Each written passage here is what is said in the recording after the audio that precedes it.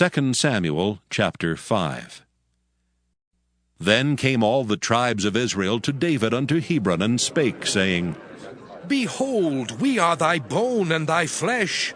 Also in time past, when Saul was king over us, thou wast he that leddest out and broughtest in Israel. And the Lord said to thee, Thou shalt feed my people Israel, and thou shalt be a captain over Israel.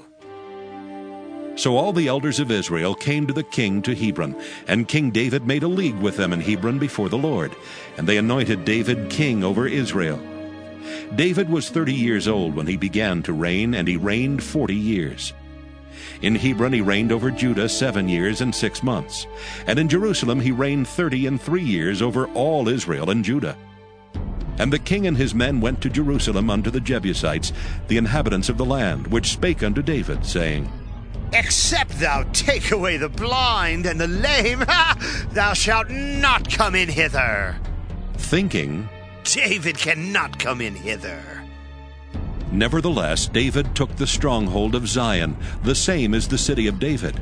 And David said on that day, Whosoever getteth up to the gutter, and smiteth the Jebusites, and the lame and the blind that are hated of David's soul, he shall be chief and captain. Wherefore they said, The blind and the lame shall not come into the house. So David dwelt in the fort, and called it the city of David. And David built round about from Millo and inward. And David went on and grew great, and the Lord God of hosts was with him.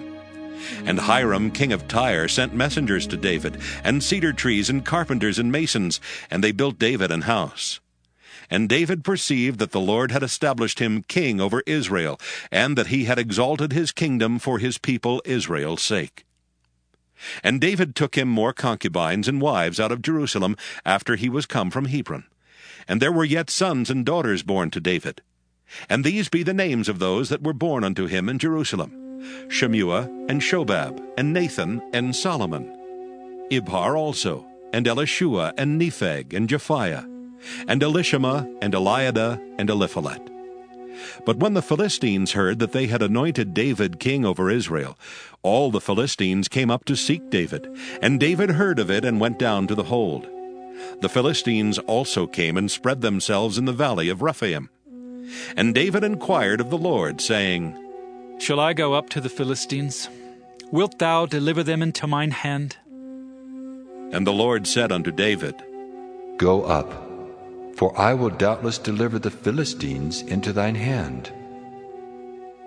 And David came to Baal Perazim, and David smote them there, and said, The Lord hath broken forth upon mine enemies before me, as the breach of waters. Therefore he called the name of that place Baal Perazim. And there they left their images, and David and his men burned them. And the Philistines came up yet again, and spread themselves in the valley of Rephaim. And when David inquired of the Lord, he said, Thou shalt not go up, but fetch a compass behind them, and come upon them over against the mulberry trees. And let it be, when thou hearest the sound of a going in the tops of the mulberry trees, that then thou shalt bestir thyself, for then shall the Lord go out before thee to smite the host of the Philistines. And David did so as the Lord had commanded him, and smote the Philistines from Geba until thou come to Gezer.